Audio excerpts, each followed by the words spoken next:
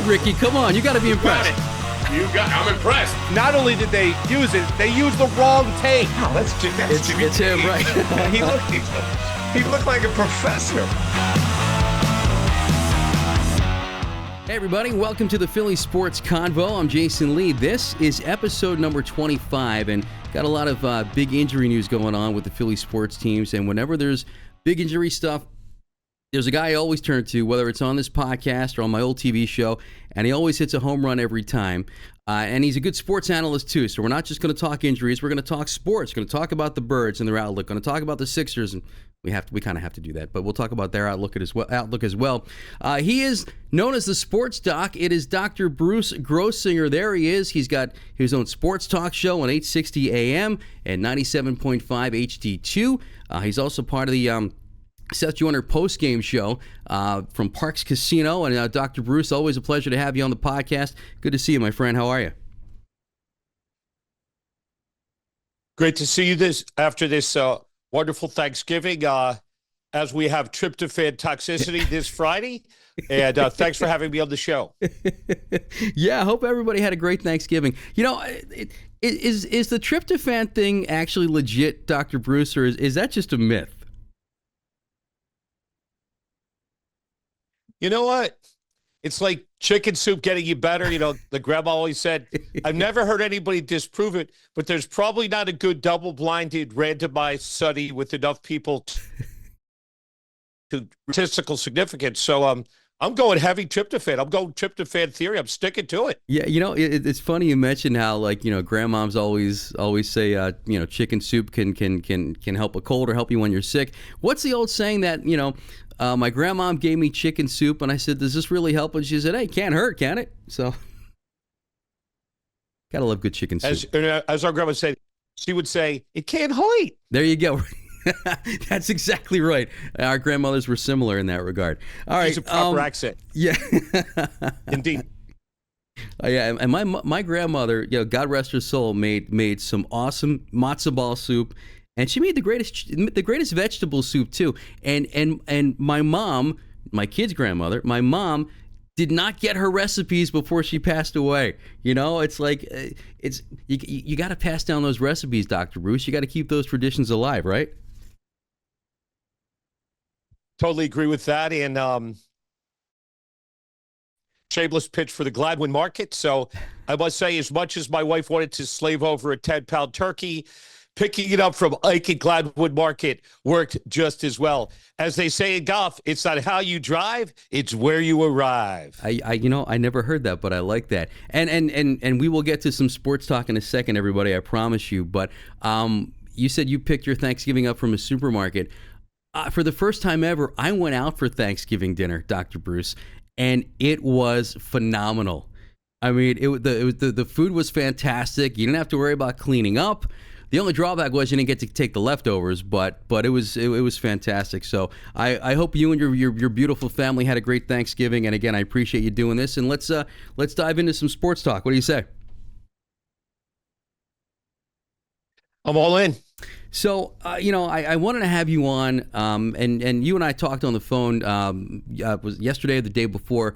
And you know, we said it's always a great conversation when we get together, and that's why I really enjoy your insight and just your perspective on things, especially when it comes to anything medically. So Brandon Graham tears his tricep, and he's out for the season. I got to be honest with you. So we're watching the game. I didn't realize anything happened at the time, but then you see on Twitter that, you know, players are hugging BG. Did you realize what was going on at the time? And also, can you kind of describe, because it sounds like a painful injury, can you kind of describe what he's going through? Yeah. Well, it's a little bit analogous to an Achilles tendon. It's a tendon tears. A lot of it is just a loss of function. Imagine you have a pulley that extends your left arm, and you can't, without the triceps, you can't extend your left arm. So I was surprised in a good way that Brandon was able to just stay in the locker room, do interviews. He did his WIP show the other night. He teared up. I think that was a viral moment for everybody in Philadelphia. And the fact is, if he didn't have adequate pain control, he would have left the locker room. He would have not just gone for the elective WIP spot as he did. So for this, it's really a mechanical problem. And so just to explain it in doctor's terms, the tendon of the triceps connects to the elbow bone, which is called the olecranon. And the surgery isn't too complicated. What they do is they drill 2 holes, just like you would attach a window blind, and they use a graft, which is a non-metallic graft, and then they sew together the triceps tendon to the bone, and you have to wait for it to fully heal. And that waiting could take anywhere from 3 to 6 months until a patient, particularly a professional athlete, is able to undergo loading of the muscle and ballistic training and playing. So unfortunately, if we look at the clock, if we look at the fact that we're in Thanksgiving, even with the 3-month, the most optimistic view, Brandon Graham would be out for the season. That is the situation. Yeah. My hope for him will be that he has a full recovery. And he did allude to the fact that he's willing to play 1 more year. In fact, he said that on WIP. And he said, he's a very humble guy. He goes, I don't know if the Eagles are going to have me, but if I'm able to play and if they will have me, I want to finish a complete year. It's awesome to have 16 years in the league. He's already the longest tenured Eagle. And, I'd love to see him go out and style it. And frankly, he was playing better than ever. He had 5 impactful plays, including against the Rams. And there's nothing wrong with his legs. And the way he could bend around linemen and his speed is like Benjamin Button. He's turned back the clock. He really has. He really has. You're absolutely right. And I think you summed that up perfectly. I would love it if he came back for 1 more year. And yeah, that is pretty humble of him to say if they'll have me. Of course they're going to have him because, like you said, he was having a great season. What's your gut feeling? Do you think he comes back? Definitely. Yeah. So my gut feeling is that he will have a good recovery. He'll rehab very hard, like he did. He had a torn Achilles, which is and rehabbed completely. And I believe that he's a quick healer. He's in great shape. He takes care of his body. And they'll sign him for the veteran league minimum, which still millions of dollars. Sure. And that he will be a great asset. He'll be a coach on the field. And I envision when he does eventually retire, I envision him staying with the Eagles organization, probably at minimum a defensive consultant or an actual defensive coach, a co-defensive line coach. So I see he's going to be an Eagles lifer. Yeah, I agree with you. And I mean, if they're smart, and it seems like the Eagles 95% of the time do the smart thing and do the right thing. They should never let him go. Want to turn to Devonta Smith. Of course, he's been missing some action with a hamstring problem. How difficult is that to get through, especially for a pro athlete? Well, with the hamstrings, there are 3 parts of the muscle that attach to the thigh bone, and the concern about rushing somebody back too fast is that you get the Avante Maddox syndrome. If you recall, Avante last year had a lot of calf and hamstrings problems, and now they're using him only in limited backup duty. And when you have somebody, an elite athlete with Devonta Smith, who just signed a multi-year contract, and even if he didn't, excluding the contractual part of it, you have a guy who is light, who's fast, and who really is a ballistic athlete, incredible at tracking and fielding passes from Jalen. And the good news is that this was not an acute injury. He's been kind of battling a very low-level chronic hamstring problem for most of the season, and it was determined that, hey, let's rest him against the Rams. He has been a limited participant in practice, and that's what they say. And they say he's questionable, but I believe that the Ravens game, kickoff 4:05 Sunday, which will be a very premier game for not only us here in Philly, but nationally. And the most difficult game for the Eagles will be the Ravens game that I believe all sides are favorable, that Devonta Smith will be joining A.J. Brown and Dallas Goedert. And, of course, the incomparable Saquon Barkley. Yeah. And they're going to need everything in the tank to go away. It's going to be 35 degrees and windy at Baltimore M&T Stadium.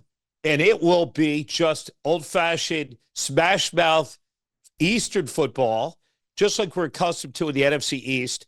And I think this will just be a sensational game. And I have this circled as the most difficult contest for the Eagles in the remaining part of the schedule. Yeah, this is definitely their toughest test, that's for sure. So, you know, when you look at and now we're getting into you as a sports analyst, which I always enjoy.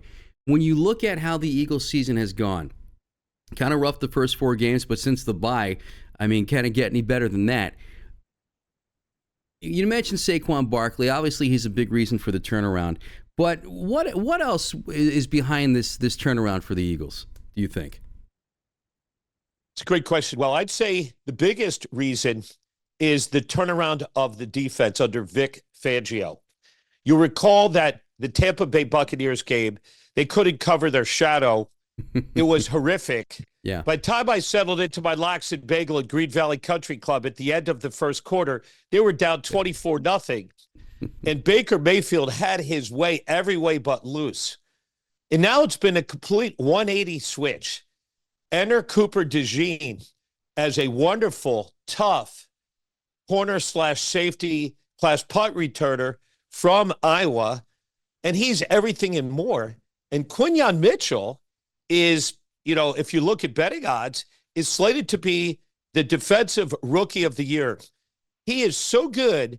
If you remember a guy named Darrell Revis, he used to be on Revis Island. And Quinyon Mitchell, they don't even throw to his son anymore, which is incredible. You've got scary Terry McLaurin, who didn't catch one ball in the Washington game. Not one ball. It was targeted one time. That's amazing. So the defense, also we take a look at Nolan Smith, the resurgence of Nolan Smith, another Georgia Bulldog who did nothing, and Josh Sweat, and just the way they're playing. Look at the linebackers, Nakobe Dean. Seth Turner had to eat his words. And Seth, you know, he's you know, we'll talk about him. He's great to work with. I think he's by far the best analyst in the city, if you know, and one of the best in the country. And Seth came out and said, Nakobe is too small and he's not going to be an NFL linebacker. And then a week later, and throughout the season, amazing, and Seth's eating his words. So Nakobe is much more than a standard linebacker. He's been a force on the pass rush. And Zach Bond, a 5th-round draft pick. Like, yeah, nobody even heard of Zach Bond. Now, this shows how was able to pick up a backup, a special teamer from the Pittsburgh Steelers. And now Zach Bond, 3 consecutive weeks, was a defensive player of the week. So I believe the defense, the way they're gelling, the system. So the defense is obviously huge. Saquon Barkley is, you know, I've never seen a running back who's so much faster, who could outrun any of the defensive players. He literally just, it's as if they're standing still. To do that not once but twice for 70-plus yard touchdowns, 255 yards. In the words of Tom McGinnis, are you kidding me? You know, I'm friends with quite a few Giants fans. I'm sure you know some Giants fans too. And I'm married to one. Not to interrupt, but married to one. You are. Who grew up in North Jersey. So my son was weaned on everything Big Blue. So we have to peacefully Wait, your son? coexist. Spencer? He was raised a Giants fan, but I will not, because this is viewed by a lot of people, I will simply opt out and say those 2 famous words. No comment. No comment. He goes to every Eagles game, and he's been a great son. But I'll tell you, both of those Giants-Patriots Super Bowls, I was literally there with my son. And frankly, I don't like the Patriots. And so, you know, it's, you know, everybody knows Spencer G. Yep. And we call him a national expert. But and he's really anti-Brian Gable and Dable. And he's actually a Drew Lock fan. Because we know Drew Lock, and Drew, as you know, I'm sure you watched the game yesterday. Sure. The Giants, Drew hasn't played in a while, and he had a screen tip, pick six, and he also had a fumble. But Drew also came in well. So we really, in our family, we often, obviously I'm a huge Eagles fan and 50-year season ticket holder, but we root for certain teams. We root for Arizona State. I root for Drew Lock. I love Drew, and I know his dad. And we root, like Arthur Smith was the coach of the Falcons. He's now the offensive coordinator. So as much as I'm not a Steelers fan, we root for Arthur Smith. So my son and I root for specific players and specific coaches. And my son loves Nakobe Dean. He loves Cam Jurgens. We've interviewed them. So I think there's a large part of my son that will, if you give him truth serum, he really loves the Eagles. He just doesn't know it yet. That's very well put. And I will say, I enjoy Spencer on your radio show. I enjoy when you guys put your videos on social media. So I'll let him slide for this one. But that's the first time I've ever admitted it. Luckily, he's not in this room. But okay. Like I said, is he a Giants fan? Just for the world, no comment. No comment. Well, but Giants fans that we know. Giants fans that I know are sick about this. I work with a guy at Channel 17, our IT guy, huge Giant fan. In his office, he's got a big sign, "Giant fan parking only," like one of those parking signs. And every time I see him, hey, how about those Giants? And he cannot stand watching Saquon Barkley because, I mean, how do you deal with that if you're a Giant fan? That they decided to give Daniel Jones a boatload of money and let Saquon Barkley go. I mean, for all the incompetence sometimes that we've dealt with as Philadelphia sports fans, we haven't dealt with anything on that level, I don't think. You're correct. And in Joe Shane, I don't know him personally, he kind of exudes arrogance. Yeah. And Brian Daboll is a very salty dog, starchy dog. So we don't, my son and I are not Brian Daboll fans. Joe Shane, he basically did a whole Hard Knocks. The whole series was based around letting Saquon Barkley go and doing negotiations. And that blew up in their face. That blew up like a Hamas beeper. Wow. Like to make that analogy, very politically correct. Yes, actually, right. Hezbollah. But let's not get hung up on details. Right. Exactly. No, I mean you're absolutely right, and I can't imagine what it's like being a Giant fan. But so you mentioned Vic Fangio. Kind of like being a Sixers fan this year. Well, that's. And we will get okay. we will get to that. I promise you. We'll get to that. We'll segue to them eventually. We will talk all about that. You mentioned Fangio. So Fangio, Kellen Moore, the impact of the coordinators. Now I wonder from the standpoint of Nick Sirianni. It almost seems to me like Sirianni's almost in a no-win situation because Eagles are doing well. People are saying, it's the coordinators, it's Fangio, it's Kellen Moore.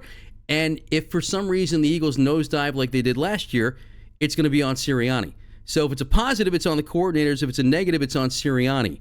What are your thoughts on Sirianni? And I mean, because I've listened to you a lot. I know you're not shy about giving your opinions. Just some of his antics. I mean, I know they've kind of toned down a little bit in the last few weeks, but especially earlier in the season, some of his antics on the sidelines and press conferences. Your take on Nick Sirianni? Okay, so I've come around to him. I believe that we all make mistakes, and I make mistakes every day. And Sirianni's his mistake was kind of going after the Eagles fans. That's kind of in many cases, a catastrophic error. And also, nothing wrong with having your kids there, but I think dovetailing, like kind of hiding behind your kids at a press conference after you flipped off the fans at Lincoln Financial, that would be his nadir. That was like his low point. Yeah. But to his credit, the team is doing well. The team is responding to him. There are certain head coaches, Nick Saban certainly being one of them, Bill Belichick another. We could look at certain coaches that are really chief executive officers really. And Nick seems to have the ears and the attention of the players. And those two coordinators are amazing. Yeah. And I'm hoping that they could retain Kellen Moore. I have friends from Boise State who know him very well. I've never interviewed Kellen, but his persona, he's a little bit of a shy person who just enjoys coaching. He's a little bit like Arthur Smith. Like when Arthur Smith had to do press conferences, it's not particularly comfortable. And I think Kellen, I'm just hoping that they pay him whatever he wants. I just hate when there's a revolving door of coordinators, especially Kellen, who I thought kind of got a bad rap in Dallas, because Dallas never wins playoff games, going back decades. And Kellen kind of got that. And Kellen also coached the LA Chargers with Justin Herbert. Justin was hurt all year. He was battling a knee injury. So, yeah, the Chargers, they had a bad year. And that enabled us to get Kellen Moore, who's just a brilliant person. And Kellen has very, very complicated schemes and a million reads. And what Kellen did, it took a while for Kellen to match his play calling with that of Jalen. And Jalen likes to have a primary receiver and then a dump off to running back, and that's his preference. And he likes to also, Jalen, I think, not to his detriment, will usually focus on one part of the field. And I'm not sure, going through reads, going through 5 reads, that's just not his bag. And I think that right now, the Eagles are 10-2, actually, I guess. Yeah. I don't know if I would swap him out for anybody because they have the chemistry. And he could be a chief executive officer. Again, everybody, we joke around that he's always aggressive. If it's 4th and 2, 4th and 3, he had the reputation of going for it. And now I think he's reeled that in. So we all learn it's only his second year as a head coach. And I see that he's improving with respect to his strategy, the Eagles analytics with respect to their selection of players and also their in-game management. Is second to none. So I've really come around, and I give him his props. Yeah, no, I'm with you on that. But do you think, if the season keeps going the way it's going, if it ends the way we want it to end, if it ends with at least a Super Bowl appearance, if not a win, you got to think he's getting some head coaching offers. So you're saying maybe pay him enough to keep him here, kind of like the Eagles did years ago with Jim Johnson. Didn't they give Jim Johnson like head coach money back then? Am I thinking of the right guy? They gave one of the coordinators way back when. I think you absolutely are. Yeah. So if they did something you're absolutely doing that. Because you're right. You don't want a revolving door. When you got a guy like Jalen Hurts who you want to keep developing, you want to keep the same system in place. So you don't want to lose a guy like Kellen Moore. I totally agree with that. And when you look at the salary caps you're paying quarterbacks $40, $50, $60 million. The coaches pale in comparison. And this is a good place to live. And Kellen, I think, is enjoying it. And I would just compensate him because imagine not compensating him. Then you have to bring another offensive coordinator, bring him up to speed. And great offensive coordinators don't grow on trees. So I would favor retaining Kellen Moore. Yeah. So I want to ask you one more football question, one more football situation before we kind of before we have to talk about Embiid and the Sixers. So we're recording this on Friday the 29th, so the day after Thanksgiving. So maybe 15, 16 hours after the Dolphins lost to oh my God, who they play? I'm drawing a blank, Bruce. Who the Dolphins play? I'll tell you. No, the Dolphins lost to the Packers. Green Bay Packers. Right. Green Bay Packers. And here's an interesting stat. Do you know in the history of Thanksgiving football, that's only the second time in the history of the NFL that the Packers hosted a game on Thanksgiving. And again, it's easy to forget because the Dolphins, you don't think of Dolphins and Packers. Of course. They are two disparate teams. And I'll tell you one thing. If you look at the Packers, the way they played yesterday, they look awesome. They look every bit as good as the Detroit Lions and the Philadelphia Eagles. Yeah. And you look at Love and his accuracy and 3 wide receivers and a great defense, that is a scary team. And I think the Eagles were very lucky to have played the Packers when Love was coming back from injury last year. I agree. In a place which was anything but a home field advantage for the Eagles in Sao Paulo, Brazil. So we lucked out because both of them both teams were like baby deers stretching their legs, and nobody knew what to expect. And the Eagles, if they were to play him now, especially at Lambeau, I wouldn't be so optimistic. Yeah, no, I'm with you. That's one of those games that you could pencil in as a loss. But, I'm always fascinated to watch Tua Tagovailoa, ever since he came back from his latest concussion. And I have to be honest with you, and obviously I'm not in his head, and I'm not a pro football player. I haven't been playing football since I was a kid. It's got to be really difficult to even contemplate walking away from the game. But you look at what he's been through and what could happen again if he sustains another head injury. I'm surprised he's still playing. You as a doctor, I mean, what if you were his doctor, what would you tell him? Well, I would tell him exactly what he's doing. Well, number one, we'd leave it up to him. But no, and number two, he's actually taken a lot of, in the offseason, he's taken a lot of martial arts training, believe it or not. He's learning how to fall. Oh, that's interesting. And I don't think that's well known. And if you saw, I'm sure you saw the game last night. Yeah. When he was near the sidelines, he has the ability, he knows how to slide perfectly. He's able to get down real low and slide. And he well knows that the next concussion could be his last one. Yeah. And he's an incredibly talented thrower. He reminds me a little bit of Marino in the sense that and he reminds me of Drew Brees in the sense that the release is so quick, you almost don't see a backswing. It's all downswing.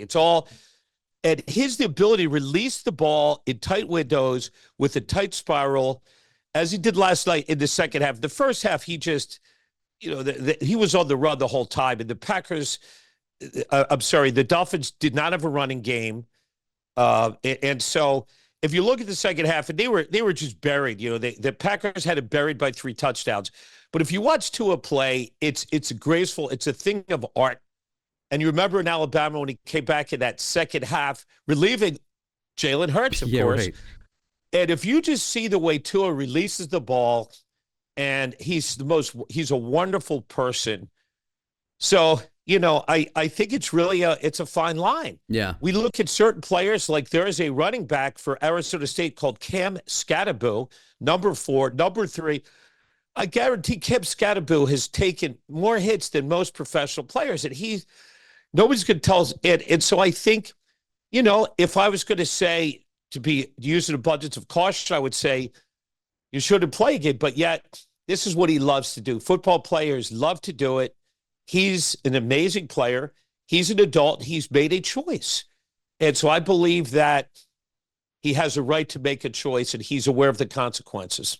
Yeah, no, that's very well put. And you just hope and pray that nothing happens. I wasn't aware of the martial arts angle. That angle, that's very interesting. That's some really cool background information. See, this is why I enjoy talking to you, Bruce, because it's like it's more. It goes beyond just medicine and any medical condition or injury that players are going through. And I'm not just saying this because I'm talking to you, okay? I've tuned into your show. It's on Tuesday nights, 8:60 a.m., 97.5 HD2 FM. Now, the station's in One Bala Plaza in Bala Cynwyd, correct? That's where you go for the show, right? Yep. So we share. We're the baby brother of the Fanatics. So we're in the Fanatic studios. We have Colin Newby. So our whole production staff, much like yours, very professional. You're in a television studio. So we're in a big-time radio studio. And I also have a videographer, a guy named Matt Vito, who videos our shows. It edits. It adds graphics to our shows. So I'm 5 minutes away. So yeah, it's something. It's really a labor of love. Yeah, it's Dr. Stephen Lewis, who's a wonderful sports doctor, one of my best friends, and also Coach Josh Dacey, who like a professional, college. Well, he's professional. He's coached Memphis and New Mexico State. Okay. So we have him. He's the current coach of Penn Charter basketball. He's a lead assistant. So to have all this knowledge, Charlie Bowles on our show, who basically is a national betting expert. He's he could. If I always say, if there are two ants running down the Sahara Desert, he'll have a bet on it. So we have a guy who is a gambling expert, two sports docs. We have Spencer, who's kind of a sports savant, and he really is. and Josh Dacey, and it's just really fun. It's just like to have good radio. It's like you and I. Imagine we're sitting in a bar and we're just talking, and you're the easiest person to work with, Jason. Well, you're the I appreciate best, that, as are you, my friend. And I've always enjoyed working with you. And and everybody needs to subscribe to this, to Jason's podcast, and go on X, go on YouTube.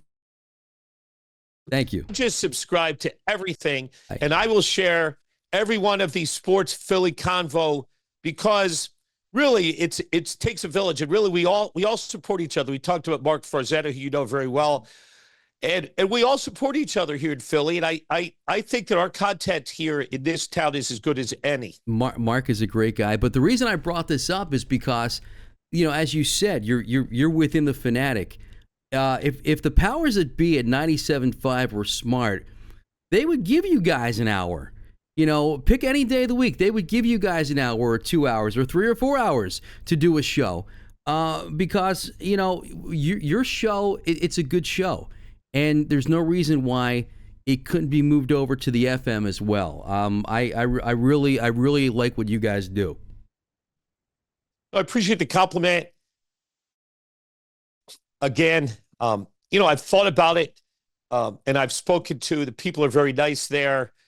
The financial dynamics are different, and so I think if they had to go to the point where they had to actually compensate us for our time, especially in radio and TV, as you know, it seems that the pockets are shriveling, and the business has changed. So many yes. We see so many good people get released from ESPN or get released from sports, and you're right. I mean, it'd be nice if somebody recognized us, and I do fill in a lot, and I've worked with Rob Ellis, and I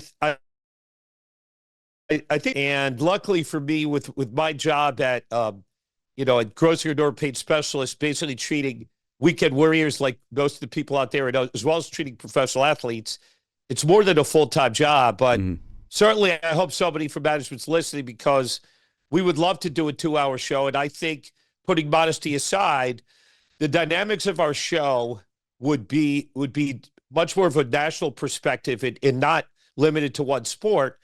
But until then, we're just happy to have a place at DB. And thanks for promoting the show. Yeah, no, absolutely. Like I said, I enjoy it. It's a really cool collaboration, and it's a good ensemble cast you have there. And I'm telling you, your son Spencer, you called him a sports savant. I think he's got a bright future if he chooses to pursue sports talk radio or anything in sports broadcasting.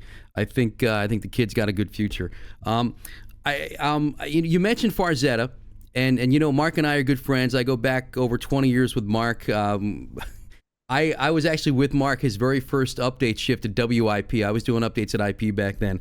But the post-game show you guys do with Mark and with Seth Joyner and with Derek Gunn, I know Mark, I met Seth because Seth does his TV show at our station. Never met D. Gunn. I'd love to, because he seems like just a great guy, and I have so much respect for what he does.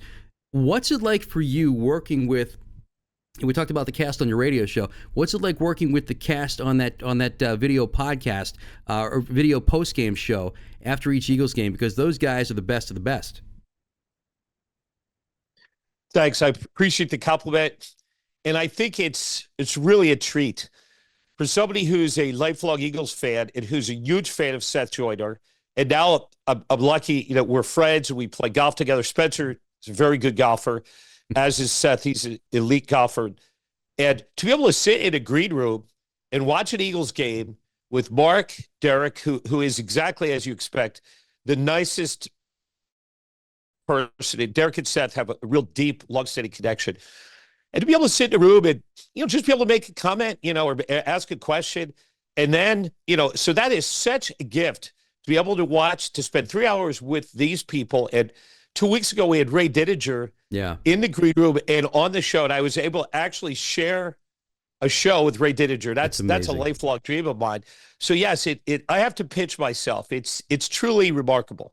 I will tell you, I had Ray Didinger on this podcast one time, okay? And it by far had the most amount of views of any podcast I've ever done. I mean, like by a long shot, because it's Ray. And the cool thing about Ray, as you know from being with him, you talk about a guy who's as accomplished as there is. I mean, newspapers, TV, radio, books, now plays. I mean, he's a success in everything he's ever done. He's in the Pro Football Hall of Fame. If anybody can have an ego, it's him. He does not. And it's amazing how down to earth he is. Definitely true. And Spencer was actually in the green room with Ray, and it's at halftime, Spencer was just able to speak to Ray Didinger. And, as a dad, you're very proud with Ethan. And just to have the ability for my son to interact and interface with Ray Didinger, I just feel it's a gift as a dad. Any exposure I could do, any life experience that I could give to my son. Absolutely. I have one son, I have a wonderful daughter, but I feel that that's part of our job here is to share time here with our kids. And when I have the opportunity to avail myself to interface my son with people who I work with, or to meet, like the other day we met Marshall Falk, and we talked golf, and he lives in San Diego, and so just some of the experiences I have with a Hall of Famer, just to sit and dine with or dine with Deuce Staley at the Four Seasons, just spent 3 hours.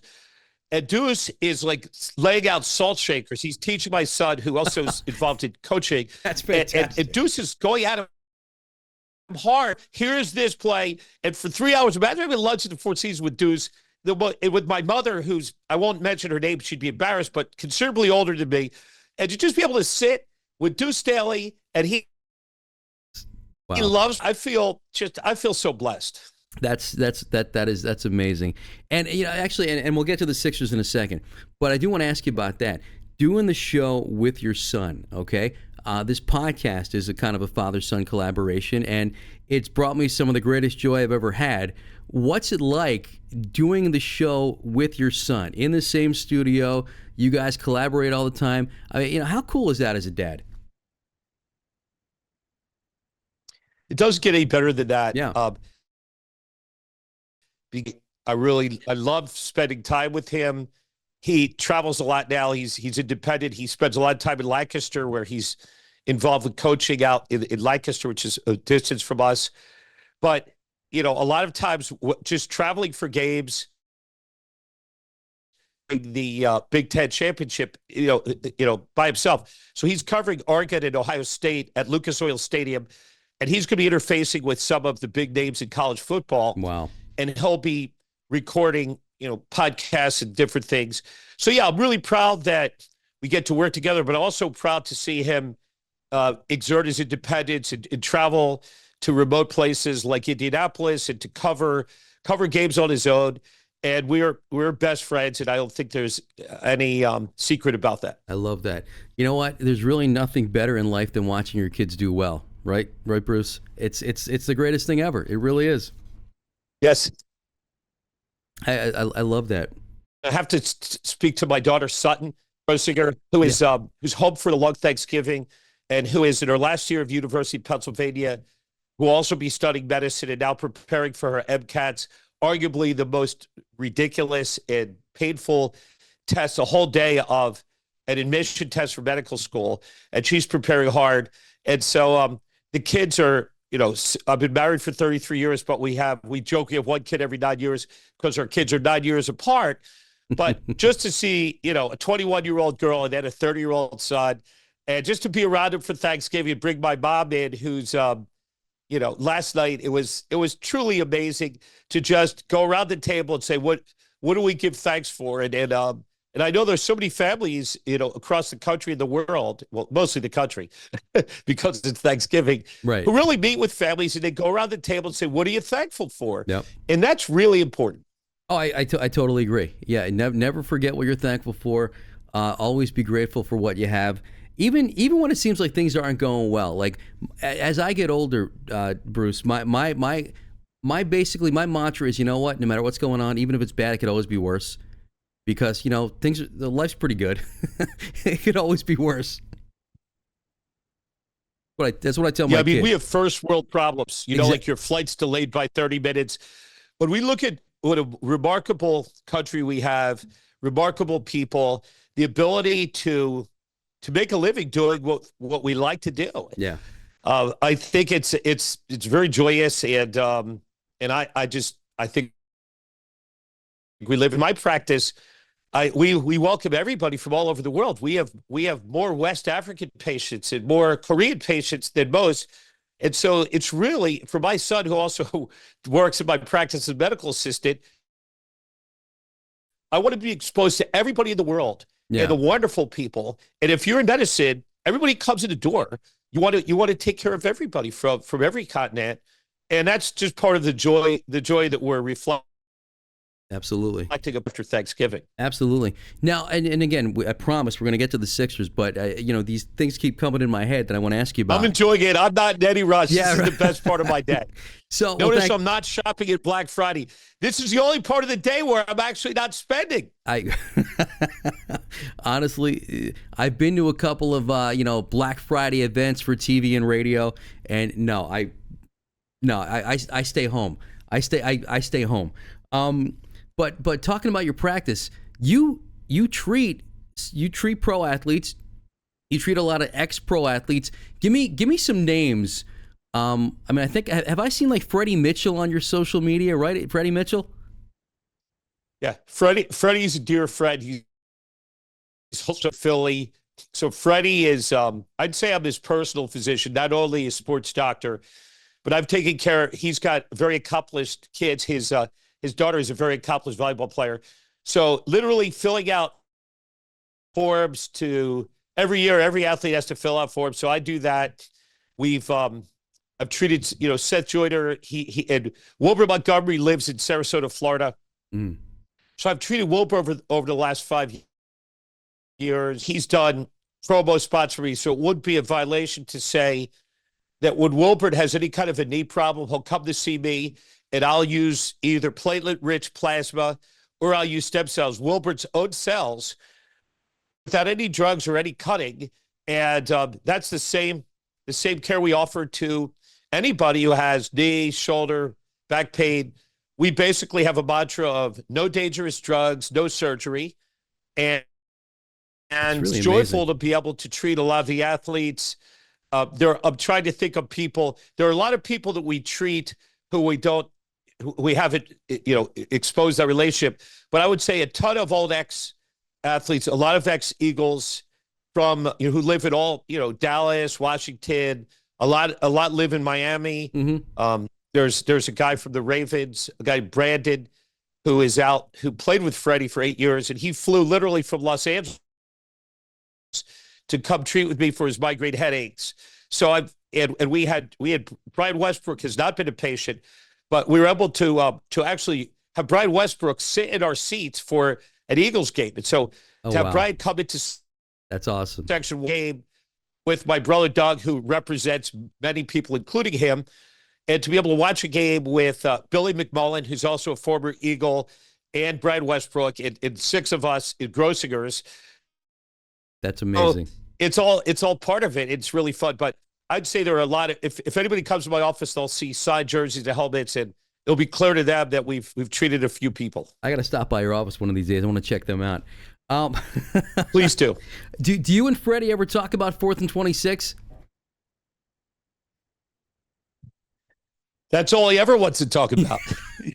I say that jokingly because we go out, we're good friends, and wherever Freddie goes out, I don't think I've ever had to pull my wallet, nor has he, because he doesn't have to buy a drink in the city. And that's Freddie cool. is well loved and revered, and he's a huge personality and I'm sure you've spent time around him. He is he's just a great personality, and he will milk for 4th and 26 indefinitely. As he should. There's nothing wrong with that As well he should. Absolutely. All right, I want to get to the Sixers because And again, this is why it's great having you on, because you get the medical background, but you also get the strong opinion, which I really like. So I want to talk to you about Joel Embiid. So the Sixers are still calling, him missing games. They're still calling it what is it, left knee management, I think is the exact term they're using. You and again, you're not treating him, but just you, from what you know medically, do you think there's something else going on here, or is it legit just left knee management? Well, it's kind of a gray area would be my best answer. He did have a successful lateral meniscal repair on February 6th, earlier in the year. And by all accounts, it was successful. But however, he chose to play the Olympics. And throughout the Olympics, he was off and on. You notice he had one really good game. And I think the choice to play the Olympics was not particularly wise. Agreed. Because he's a 30-year-old person with at least minimum arthritis affecting, without knowing him, we could just say, because of his size alone and his vast experience in the NBA, that he's got some degree of arthritis, that he has wear and tear in his knee, and that as far as load management, I think, and again, you probably saw Charles Barkley, he came out very strongly and said, look, he's not an industrial worker. He doesn't have to work 6 or 7 days. At most, he has to work 3 to 4 days. Right. And the thing is, I truly believe, and for him to say, I'm not going to play back-to-back games because of load management, why can't he play 10 to 20 minutes? The answer is, I believe, that it has to do with his stats. He wants, if he comes in the game and plays 10 minutes and he only scores That's a good point. 10 points, it'll dilute his average total. It could inhibit his ability to be an MVP. And I think that, you've got to be a team player. And also, as a season ticket holder, to know that he's not going to play at all, or Paul George, they signed him. There's a guy who's 34 who's admittedly had 2 fairly minor knee injuries and still hasn't come back. And now this team's buried at 3-14. So I think it's wrong. I think that if he has swung his knee or something tangible, that I'm talking about Embiid now, then it's reasonable for him to take a game off here and there. But to schedule off days for back-to-back, really you're depriving faithfully, but away. And why can't he just come out and dress and play 10 minutes? He's going to be dribbling the ball at every timeout anyway. And I just think that, he's endured an orbital fracture and he's endured a torn hand. And Joel Embiid has played through a lot of injuries. But I just think the messaging, and I've been critical of ownership and messaging, and I just don't trust them. Going back to Andrew Bynum, they knew full well that Andrew Bynum wasn't going to play. And they shamelessly sold season tickets on the back of Andrew Bynum, who was disabled. And this is the same management. Now, I'm a season ticket holder, so I pay my tickets because, frankly, I don't have any other owners to choose. And I'm sure Josh Harris is a nice guy. But you know what? People say he's nice. But the messaging from Maury and Nick Nurse is caught between a rock and a hard place to defend this load management. He doesn't have a choice. He's a great coach. And the wisdom of signing Paul George, when they could have signed 3 lesser named players. You look at the Houston Rockets, you could barely name 3 of their players, but Houston Rockets, they're more like 13-4. And the whole idea of star chasing and chasing stars, and that's what Morey said, thinking that we're not smart, we're not intelligent people, and we're just going to buy season tickets because of Paul George.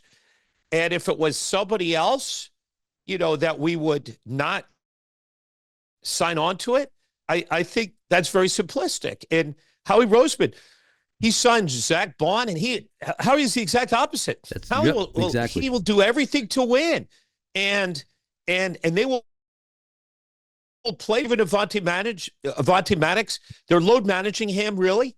But to just say at the beginning of the year, when you're spending $200 for any ticket, that's a lot of money. Yeah. And this despite the fact that the Sixers they raise tickets every year shamelessly, and now their big push. It seems like they're more interested in selling us on a Market Street arena, than they are really with their messaging as to and it's a business, and I think it's shameful. Again, I want to say that I'm against that Market Street arena. Me too. Basically, if they go there, they'll only be there for like 40 days. So that leaves over 300 days where there's nothing at all. You're going to ruin Chinatown like they did in Washington. With the Washington Bullets, now Wizards, when they built their arena there, they destroyed the Chinatown in Washington. And the fact that they're going to give us a septic pass for a year as season ticket holders, they're just tone deaf. Yeah. And I'm just hoping. And we have a new mayor who just, very pro-union. Yes. Well, why can't the unions build another stadium in South Philadelphia? There's a huge apron there. Those union people can get the same money, and that's what's great about our town. And to have us have a traffic night, people to take public transportation at night when this town isn't getting any safer, I just think is very short-sighted. And again, I'm nothing if I'm not opinionated. No, listen, I and that's why I love talking to you. And I agree with everything you just said. I don't want the Market Street arena. If they're going to build another arena, let them find space in the sports complex. You got the highway access there. You got the infrastructure, and I just, and this is just my own personal. I love the fact that all the teams play in like a small, concentrated area. I love that you got stadiums across the street from one another. I just think the sports complex is cool. And now that they're starting to build it up, you got Xfinity Live, you got more, other things in the offing, other things being planned for the sports complex. I mean, it's going to become a pretty good area. And I agree with you. I think what are they calling it? 76th place where they want to do it. I think would be a disaster. But you said a lot of great things. I'm sorry, go ahead. Yeah, I think it's a total disaster. You're dissociating yourself. You're dissociating yourself from the other teams. And it's so cool to go to a Sixers game and see Saquon Barkley or see Eagles. Yeah. Or to go to Xfinity Live. And I don't have any dog in a hunt, but that live casino is a pretty nice place. And there's a lot, all that parking, all that vast warehouse space, all that could be developed. And I know Josh Harris wants to own his own place, but you know what, Josh? You're a billionaire. You just bought the Redskins, for God's sakes. You have more money. You have more generational wealth than anybody. Just give it up. Yeah, no, that's a good point. And look, I get he wants to own his own place, but you know what? If they're going to build in the sports complex. But you mentioned Nick Nurse, and every time I see a press conference, whether it's before or after a game, I feel for this guy. I really, because like you said, he's taking all the punches. It's like Daryl Morey's disappeared. Josh Harris has disappeared unless he's in a box at a Commanders game. But it's all Nick Nurse taking the abuse. I feel for the guy. I really, really do. You think he's having buyer's remorse at this point? I don't really think he is, because he enjoys being in Philadelphia. He's a lifer coach. I mean, Nick Nurse has coached on every continent, and he started off probably playing in a gym where he had to have his own light bulb. I believe that he appreciates the challenge. He has a thick skin, and I think he's a great coach. He's a wonderful person. He's a good coach. I don't know him personally, but I don't think that they're losing is due to him. You look at a team that really can't defend against any big men. You look at when the Rockets came in, and you had Harden and Zubac, who's a 7-footer. They basically played an inside-out game. They between the two of them scored 50 points. And Harden making it to the Sixers, and he played. In spurts could play great, especially the regular season. And Zubac, you basically stationed him down low, and without Embiid there, Drummond is a lot of things, but he's defenseless. And this is a very small team. And so, so to answer your question, I think Nurse is getting a very good contract. I think he's happy to be in Philly. I think even if I don't blame Nurse, and he's a very well-loved guy. And I remember Brett Brown went through the same thing. Brett Brown had to be the bag man for the team, and he took it on the chin through tanking, Yeah. which was frankly much worse than load management. So I'm a big Nick Nurse fan. Yeah, I like Nick Nurse. I loved it when they hired him. I still think he's a really good coach. I just think he's in a really bad spot. If they don't make the playoffs this season, are there changes at the end of the year? Is Daryl Morey out? Do you foresee anything? They're not going to touch Nurse, I don't think, but at some point, does Morey have to pay the price, do you think? I think he does. I think that there are just the way the Eagles, they had to fire somebody after last year. Heads had to roll. It's just the reality of professional sports. So they fired their coordinators. Yeah. Brian Johnson left. They fired, the defensive coordinators were both out the door. They can't fire the owner. They're not going to fire Nurse. Look at the attendance here in Philadelphia since Joel Embiid came to Philly.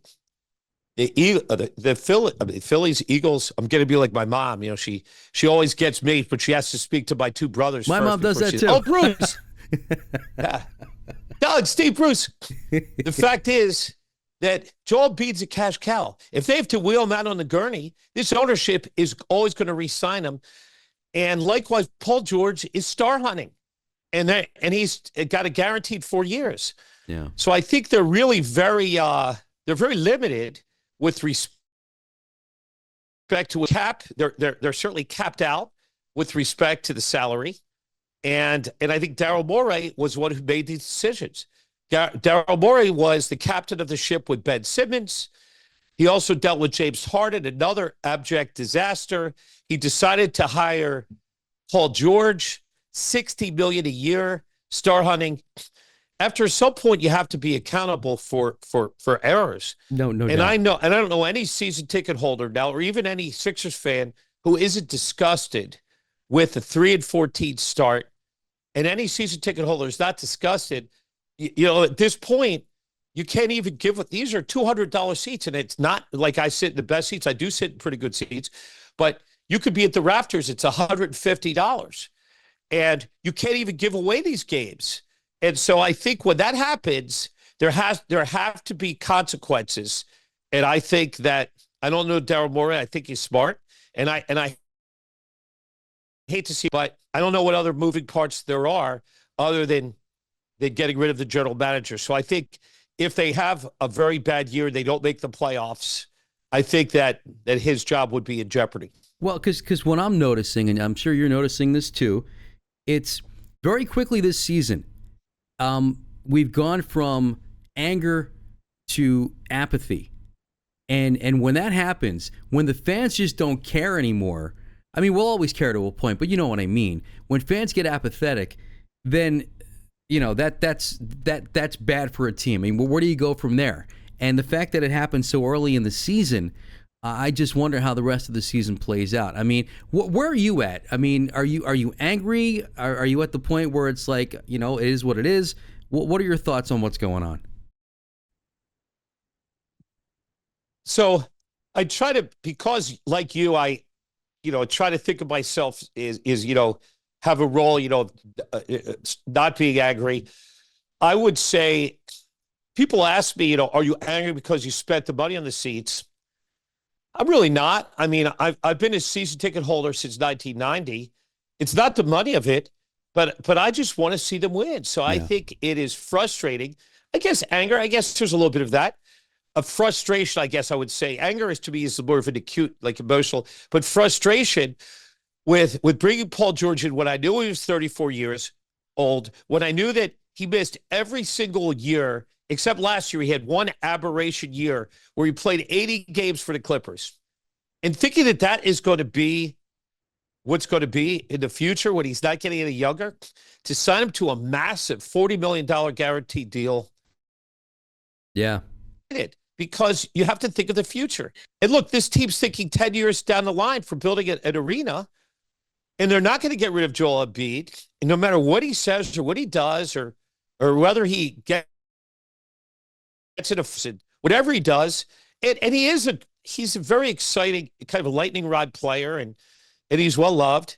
But yeah, I would say I'm sad. I guess I'm sad that they got off to. I hate to see the Celtics through amazing, their rosters put together beautifully. Yeah, and their coaching and everything. So the fact that we have to see the Celtics win a championship and to see them be the favorites at a time when we are sliding backwards from where we've been the last few years, where we got eliminated. And going to the Knicks, that made me angry to see all the Knicks fans take over the Wells Fargo Center that was awful. And basically celebrate and pop champagne in our faces at our own arena. That didn't happen with the New York Mets and the Phillies, by the way. That did not happen. There were only maybe 2 Mets fans there, and I had to protect them from getting beaten up, because I don't like to see anybody get beaten up. Of course. But as far as the Phillies, so last year, the Sixers, their playoff tickets were really expensive, and basically the Knicks fans came in and took over the arena, and that was really that made me angry. I'd say that made me angry. I would be angry too if I was in the midst of all that. Regarding Paul George, and this may sound like a really dumb question, but I don't have a medical background. I'm curious. So he hyperextends his knee in the preseason. He hyperextends it again. A week or so ago, week and a half ago, whenever it was. When you have an injury like that, especially as an older player, is there a point where you get more susceptible to re-aggravating that like he did? Or was that just a fluke thing? I would say that is true. For instance, when you have a hyperextended knee, so you have stretching of ligaments and tendons, and you also muscle, and you might be 90%. If you're 90% better, you'll play. And Paul George came back and played, and somebody, and it's just a freak injury. They just banged knees with him. And that wasn't something you could prevent by load management. Yeah.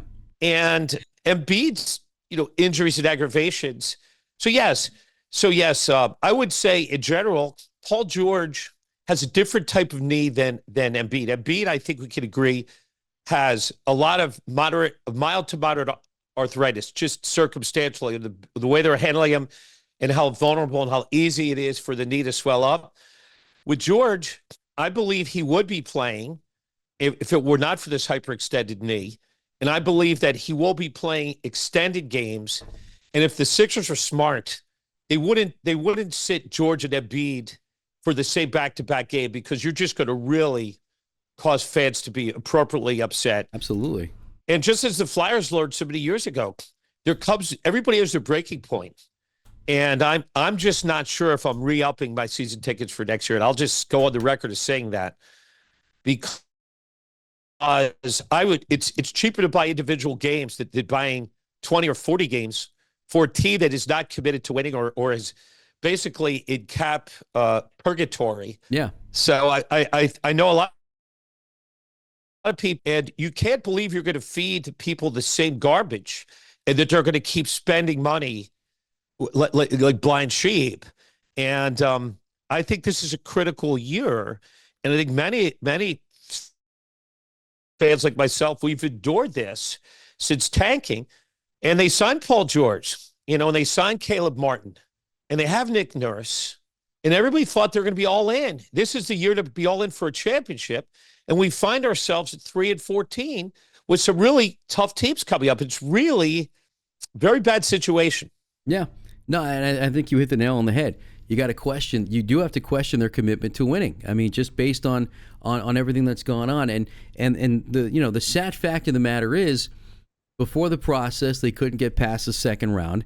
We went through 3 or 4 years of tanking, including a season where they only won 10 games, and they still can't get past the second round. So I mean, that's kind of where we are right now. And I think of guys like you.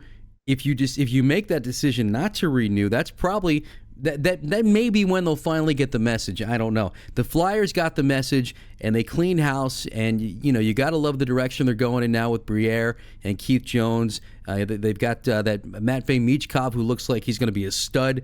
So you love the direction the Flyers are going. The hope is that something similar can happen with the Sixers, and that maybe they could start going in the right direction again. But time will tell, Bruce, right? Yeah, I think so. And sometimes you bring in, just like you brought in Briere and Keith Jones, you bring it, and they have new ideas.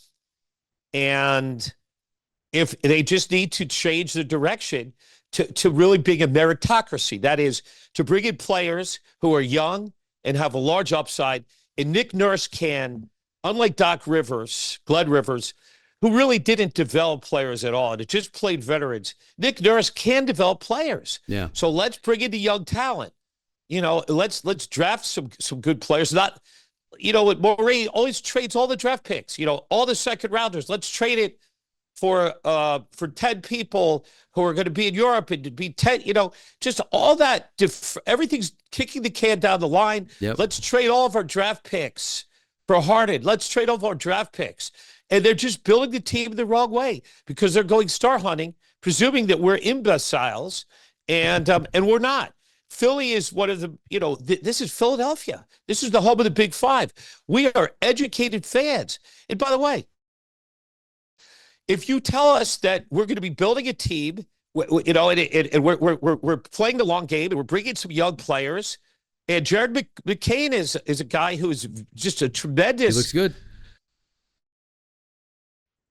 I questioned the pick when they made it. I thought, do we need another 6'3" shooting guard? Don't we have Maxey already?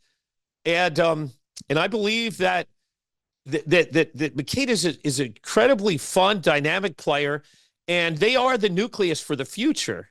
And we're gonna have to build around Maxey and McCain. Yep. No, agreed. Well, as always, Dr. Bruce, love the conversation. It always goes by real quick. In our closing moments, do me a favor, tell everybody about your practice. I know you alluded to it a while back in the conversation, but I think it's really fascinating what you do and how you treat people. Just talk a little more about that, if you would. Thank you. So the name of our practice is obviously Grossinger Nor Paid, but we are Philadelphia PRP and Stem Cell Institute. We're right located in Ridley Park near the airport, convenient to all points. And the easiest thing is to just call us if you feel that you have a situation with your knee, your back, your hip, your elbow, whatever it is. We'll be happy to see you. And I will see you personally. And our number is 610-521-6063. Again, you can call us at 610-521-6063. You may be a candidate for regenerative medicine, not have surgery, not need months of therapy. We don't use any opioids. We do everything naturally in our practice. And I've really enjoyed the opportunity, as always, Jason, to speak with you and to give me the platform to share my opinions and to talk about my own radio show. And I'm very grateful for the time today. It's always my pleasure, and I don't get to Delco very often. I'm a Bucks County guy, and I guess I don't stray too far from home. But I do want to stop by your office one day and say hi to you, and check out what you do. See all the jerseys hanging up on the wall. But you mentioned the show. Tell us about the show, when and where we can hear it. So the name of the show is Rover Sports. We are on 97.5 HD2. Which is, if you go to the Fanatic, that's 97.5 HD1, and you just click it one notch, because the FM is a much better, clear channel, and the AM, particularly this time of year, at that time of day, is the show is literally not available. You could also go to www.dbam.com, or if you want to friend me on Bruce Grossinger Facebook, please friend me. You'll get... For instance, when this podcast is released, I'm going to share it on Bruce Grossinger Facebook, and also Phyllis Sports Doc, YouTube, LinkedIn, and X, formerly Twitter. So, I love helping people out, and you don't have to be shy. Just give us a call and come on in. And if regenerative medicine isn't the answer, there might be another answer. I will certainly give you everything I have in order to help you get better. And we all want to just be able to play sports and just walk around and enjoy our lives. Yep. We want to be healthy and enjoy, and that's the whole theme of this show and the theme of our practice as well. Love it. Dr. Bruce, what can I say? I always enjoy the time. I love what you do. I enjoy talking to you. I respect the hell out of you and your family, and thanks so much for doing this, and I hope we can do this again sometime real soon, okay? I sure hope so. Have a great day. Everybody enjoy the Thanksgiving weekend. All right. Thank you, sir. You too. And thanks, everybody, for watching and listening to episode 25 of the Philly Sports Convo. We'll talk to you next time.